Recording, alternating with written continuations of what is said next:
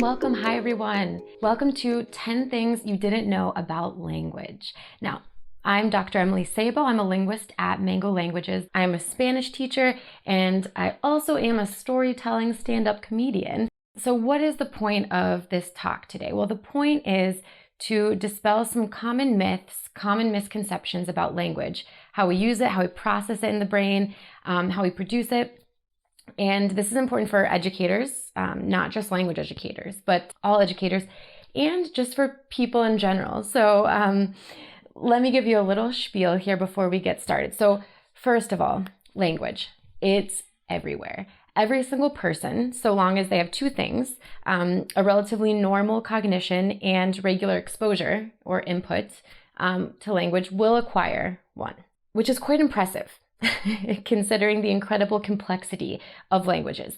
They're full of rules and exceptions to the rules, countless rules, grammar patterns, and anyone who's tried to learn a language as an adult knows just how hard it can be. But despite all this complexity, we all learn language. Languages, I like to say, are two things. They're computational and they're systematic. But they're also a beautiful example of human creativity, and the ways in which we build languages and use them kind of reflects the culture in the society that we're in.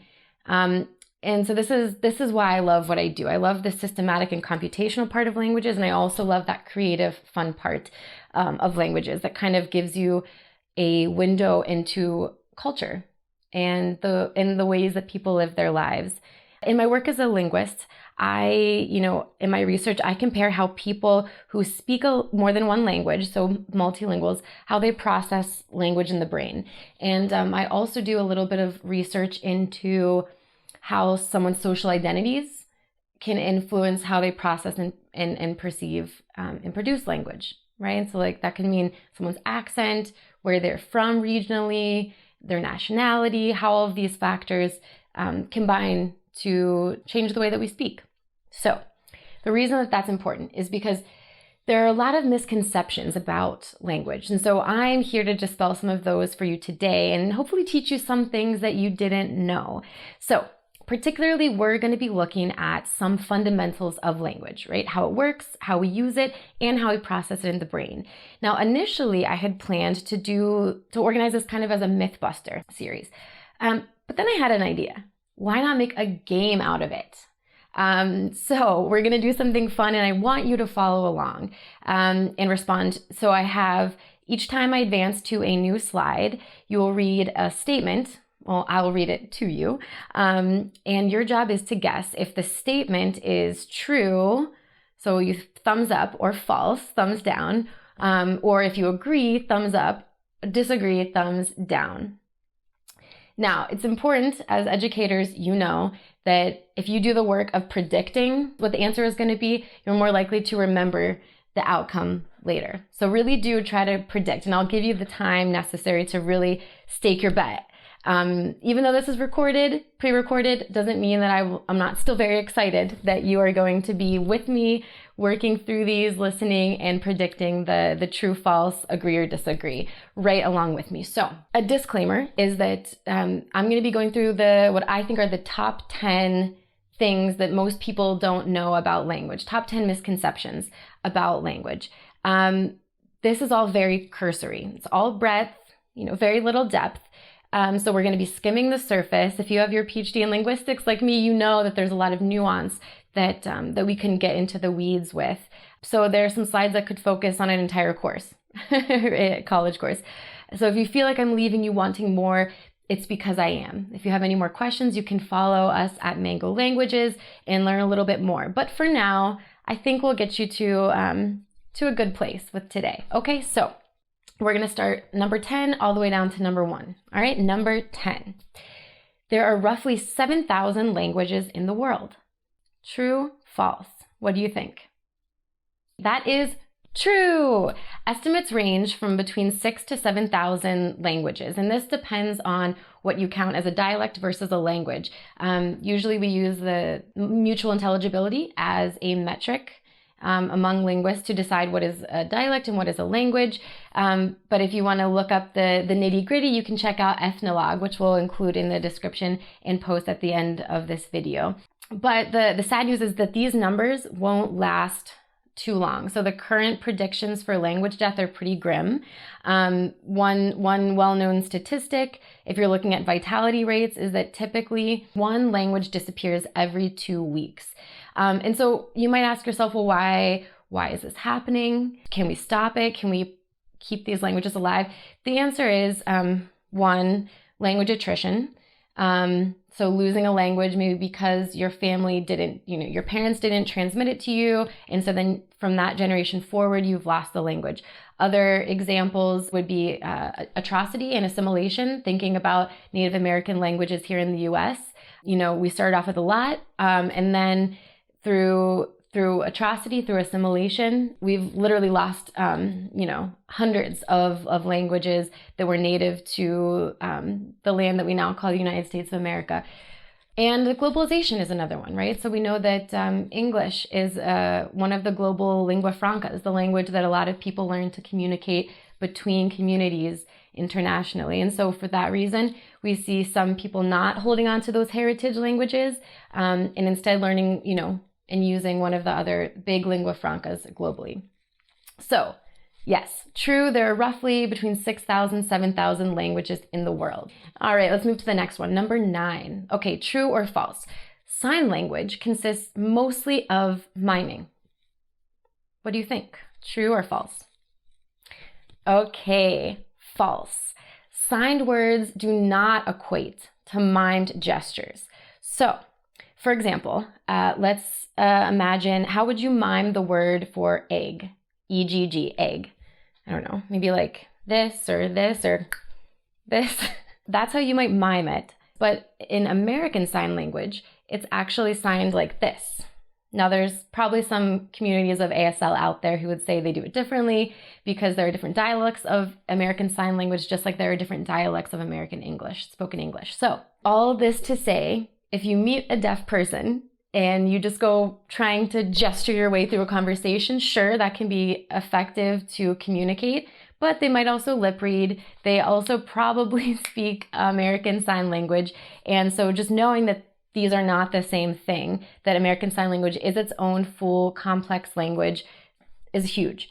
By the way, fun fact, did you know that there are many different sign languages around the world? A lot of people who don't study language, or perhaps people who don't know anyone who's deaf, think that there exists one universal sign language for everyone. Languages pop up because communities need to speak to each other. So, we don't have one global language. So it's the same for sign languages. There's French Sign Language, there's Japanese Sign Language, Korean Sign Language. So just the way that spoken languages have different dialects, different languages, we also have different dialects and different languages in signed languages. Okay, number 8, true or false? Some ideas can't be communicated through English. You would need other languages to fully communicate them. This one is false. So all languages have what we call the same communicative competence. This means the ability to express a concept or an idea. Now, it is true, however, that a given language can lack a unique word for a concept. So one of my favorite examples is in some dialects of Spanish, there's a word called sobremesa. Sobremesa literally translates to over the table. And it means the kinds of conversations that happen after you finish eating at the table. Food's done, food's been eaten, and you continue talking, the name for that kind of conversation, that context, is called sobremesa. We don't have a word for this particular specific concept in English. We can circumlocute and say after dinner chatter, but again, we don't have a word for it, and Spanish does. So it's fair to say that maybe we don't have the same. It's actually 100% accurate to say that no two languages have the exact same language inventory. But all languages and dialects have the same communicative competence. And that one's important too, because that shows cultural competence too, right? We're not, when we go to a different place and if some other community doesn't have or like a student in our class doesn't have a word for something in their heritage language, it doesn't mean that language is lesser. It just means they would describe that using more words. So it's kind of like a cultural lesson as well, right? Number 7, do you agree or disagree? British accents sound smarter than American accents. The answer is, to a lot of people, yes. But there's a big but, and I can't believe I just said big but in this talk.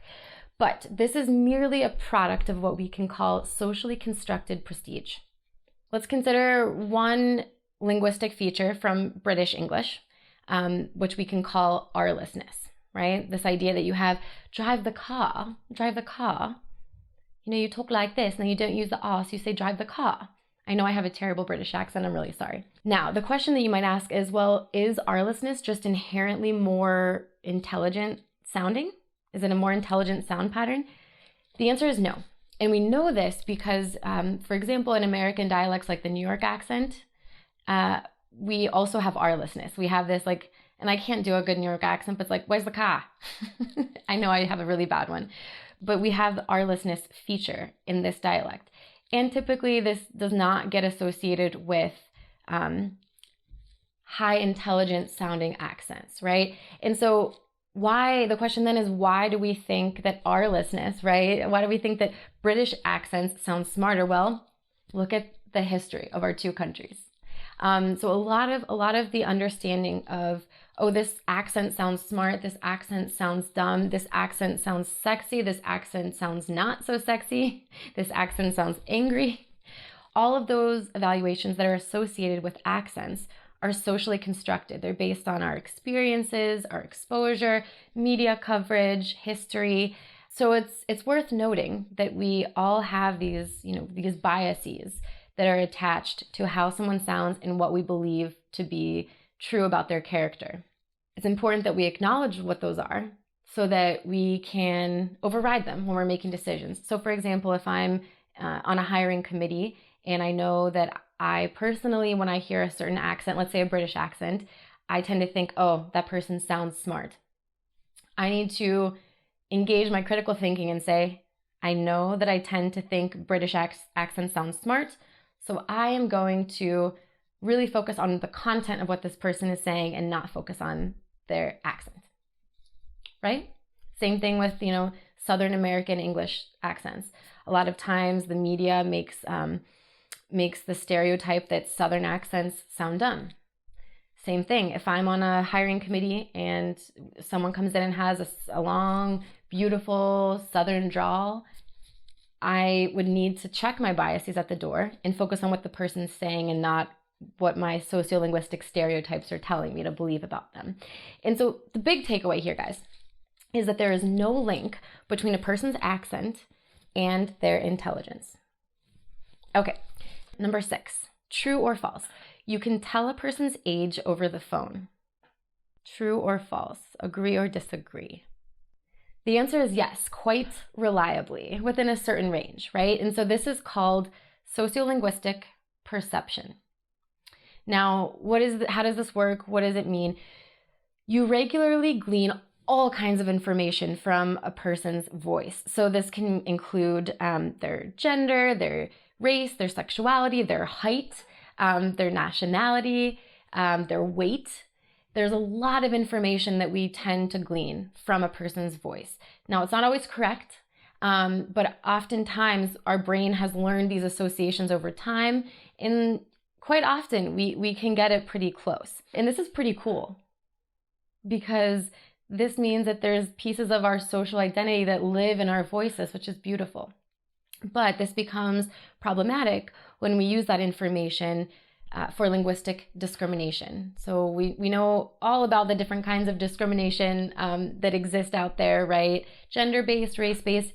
There's also one that is language-based, and this is linguistic discrimination. So there's been a plethora of studies done by John Baugh back in the 80s, done more recently by Kelly Wright at University of Michigan, that look at linguistic discrimination. So an example of one of these would be that my colleague Kelly Wright, she is tridialectal, so she can speak white English, she can speak Black English, and I'm putting these in scare quotes because They're not monolithic entities. And then she can also speak Southern English, right? Southern American English. So she'll get on the phone and she'll call a realtor for an apartment complex, several different apartment complexes, but she'll call one and she'll use her white voice. She'll call back a couple days later, use her black voice. She'll call back a couple days later using her Southern American voice. And she gets different responses for what's available based on her voice. And so this kind of barrier that is put to people who sound a certain way, that can have real life negative outcomes for folks. And so it's important to know that you can glean a lot of information from someone's voice, and acknowledging that that is a well-studied linguistic fact is very, very important. Number 5, we're halfway there. Number 5, true or false? The language you speak can shape how you think. The answer is kinda. So yes, but maybe in very limited ways. Now, this idea, if you want to look it up further, is called linguistic relativity. You'll also see different names for it, like the Sapir-Whorf hypothesis. Long story short, the idea is that if your language requires something, you're more likely to think about it. So the example that I always use when I'm telling my students about this is something called evidentiality markers. It's a grammatical feature in the Quechuan languages. Now, Quechua, side note, is so interesting, spoken in the Andes region of South America, was originally the language of the Incan Empire, still spoken by millions of people today. I've done research on people who speak it in Ecuador, in Peru, and people also speak it in Bolivia. But they have this cool thing called evidentiality markers, which English does not have morphologically. So if you want to say it is raining in Quechua, you have to grammatically change the conjugation of the verb to reflect whether or not you know for a fact that it is raining because you saw it with your own 2 eyes, you felt that rain on your skin, or if you just think it's raining because someone told you that, but you haven't really checked, you don't really know, you haven't looked out the window. So there's kind of a saying that in Quechua you can't lie your way out of things, because you have to literally conjugate a verb to tell your audience how you know what you're saying is true. And so the point here is that if your language requires evidentiality markers, like in Quechua, you're more likely to think about the sources of the information of other people's claims around you. It's a very, very cool area of linguistic research. There's a lot of nuance to dig into, and I'm sure we'll make tons of videos down the line. Number 4, agree or disagree. English spelling is a nightmare. In my opinion, absolutely true. So English is very far from having what we would call a one-to-one correspondence between letters and sounds. If you think of languages that have a close one-to-one correspondence, a couple that come to mind would be Korean, Italian. These languages, typically once you learn the alphabet, you can read the language. Sight reading is very easy. You see a letter, you know how it's going to be pronounced. Bada bing, bada bang. English is not this way. And the main reason why is because English doesn't have a language academy in the same way that, say, languages like French and Spanish do. And language academies typically are organizations that kind of have like a top-down control of how the language, among other things, they have control over how the language is spelled. And so if over time the language changes, they update how the word should be spelled so that it reflects the alphabet and it's easy to read. English doesn't have one of these, and so our language has evolved over time. Our pronunciations have changed of words, but we haven't really changed how we spell them all the time. So we end up getting a hot mess of spelling. Now, who cares? Why does this matter? Mostly it matters for language learning. So if you look at studies that mark how long it takes kids to get to, I don't know, let's say like a second grade reading level, and you compare how kids who are learning to read in English, are faring compared to how kids learning to read Korean or Italian are doing, the kids learning English, it takes longer for them to get good at reading because it's harder. It also makes it harder for people learning English as a foreign language, right? Very frustrating. So if you are one of those people, if you are learning English as a second language and getting frustrated about English spelling being a total nightmare, you are not alone. There are reasons for it. We're right there with you. Number 3, agree or disagree. The sentence, she be working, is a grammatically correct sentence. Agree or disagree? Well, it depends. What dialect of English do you speak? Now, when I say grammatical, I mean, would native speakers produce this? And it turns out that there are many native English speakers in the US for whom this sentence would be 100% grammatical, that they would produce it, people understand it, and you might be thinking, okay, well, this is not what we would teach in an English class.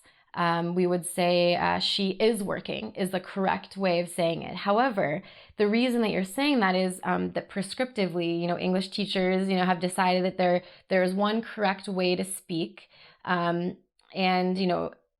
there's one correct way to write. This is grammatical, this is not. However, that's the difference between what we would call linguistic prescriptivism versus descriptivism, right? Like what you should say versus like what people actually do say. Now, here's a fun side note. So this phrase actually has a very cool feature. It serves a very cool purpose. So let's say this phrase, by the way, is very typical in African American communities and Black communities. So for speakers in African American communities, the sentences she is working versus she be working actually mean two different things, which is really cool. She is working means like, hey, what is she doing right now? Oh, currently she is working. She be working, this is using what we call the habitual be feature, means her employment status is currently that she has a job, right? So she is working, she be working, grammatically are actually different, have different meanings. And so what's cool about this is that even though you might think, hey, this is not prescriptively what we're supposed to say, this isn't how proper English, whatever that means, should be spoken, right? Everyone should be able to speak the way they want. Writing is, maybe has some more convention. But this dialectal diversity in this community has created a nice disambiguation between different meanings. Whereas if I were just saying she is working, that could mean either she's employed or she's currently right now at her job. So very cool fact, habitual be from the African American language community, very fun. Number 2, we're almost there. Number 2, true or false? A person's face can change how you hear their voice. This one is true. And this is because of something called audio-visual integration. So audio-visual integration. The McGurk effect was discovered in the 70s, and it kind of like broke open this whole line of research within phonetics and linguistic research. Now there's a really cool video, and you can see that depending on what you see on someone's face, what configuration their lips are in, based on the configuration of their lips that you're seeing with your eyes, it can trick your ears into hearing something else. Wild. Like when linguists found this out, we just dropped our books and stopped working for the day. It was so exciting. I mean, obviously I wasn't around because I'm young, but linguists as a field of scholars, we were like, wow, this is cool. And then another way that we know that a person's face can change how you hear their voice through audio-visual integration, right, is kind of has to do with stereotypes. So there's a phenomenon called accent hallucination, and this was documented first in the early 90s, 1992. There was a study done where college students were asked to listen to a recorded lecture by a TA, a teaching assistant. Now, depending on which subject you were, you got a different visual, but everyone heard the same audio clip, right? Same voice throughout the entire experiment. What changed was the person's face. So were they white or were they Asian? Now, remember, this is the same voice, just different face. Students overall tended to rate the Asian-looking speaker as having a stronger accent than the white one, even though they were listening to the same vocal recording, the same voice recording. So what this tells us is that when we see someone, we start to form associations and expectations about how their voice is going to sound. And that can actually influence what we hear and how we remember it. Stereotypes, man, they're in everything. They're in everything. So this would be an example of a sociolinguistic stereotype that happens because of audio-visual integration. Man, linguistics is such a cool field. Okay. Number 1, I think this might be my favorite. True or false? Most people in the world speak 2 or more languages. Dun, dun, dun, dun. True. Bilingualism is the global norm, not the exception. So it can be very easy in monolingual, heterogeneous pockets of the US to think that maybe most people in the world learn one language, speak one language pretty much for the entirety of their lives. However, globally, that is the exception. Most people do speak 2 or more languages worldwide. Now, one big issue that a lot of people in the US have had historically is the question, well, don't kids get confused? If I try to raise my kid bilingual, won't they mix the 2 languages, get confused, and not end up learning each of them fully? The answer is no. So whereas educators and doctors actually, even 2 decades ago, used to tell bilingual parents, hey, don't raise your kid bilingual because it might confuse them. The advice has, finally caught up with linguistic language acquisition research, and now we know not to give that bad advice to parents because there might also actually be a cognitive benefit for students, for kids to learn multiple languages. And this is what's called the bilingual advantage. Now, you should know there is a debate. There's mixed results in the field in this research pocket. The jury is still out as to whether or not you do get this bilingual advantage, whether it improves, your memory, your executive functioning. But we know for a fact that it doesn't hurt. So, and it's cool just because you end up getting, when you learn a language, you also get to learn about the culture, right? And so you're not just learning a language, you're learning about history, you're learning about culture, and you get to access more people. Like the more languages you speak, the more people you can talk to. I, for example, met my husband through Spanish. I grew up only speaking English, I got to work abroad because I speak Korean, because I learned Korean. So doors open when you learn other languages.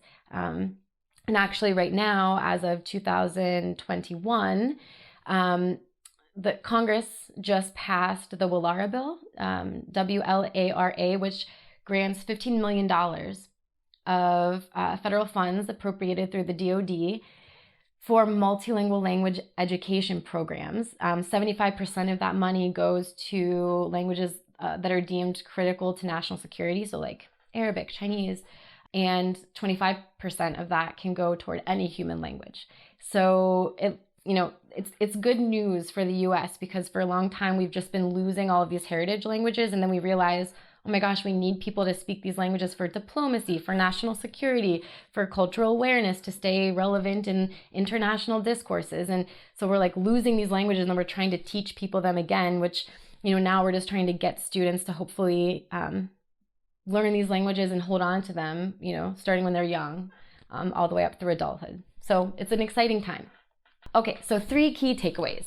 I know we went through 10 main points, but I'm going to give you just the 3 boiled down key takeaways now. 1, everyone has an accent, which is in no way linked to their intelligence. Orthogonal, totally independent things. 2, all human dialects and languages, for that matter, have the same communicative competence. You might have to explain ideas or concepts a little bit differently depending on the language structure in the vocabulary in that lexicon, but you can express yourself no matter what your dialect or language is. All languages have the same communicative competence. Number 3, raising your kid bilingual isn't bad for them, and studies show that it might even result in cognitive advantages. All right, everyone, that's it from me. Thanks so much for attending this talk. Excited to get your feedback. Please let me know any questions or comments you have, and follow us on Instagram at Mango Languages. Follow us on YouTube, and my name is Emily Sabo.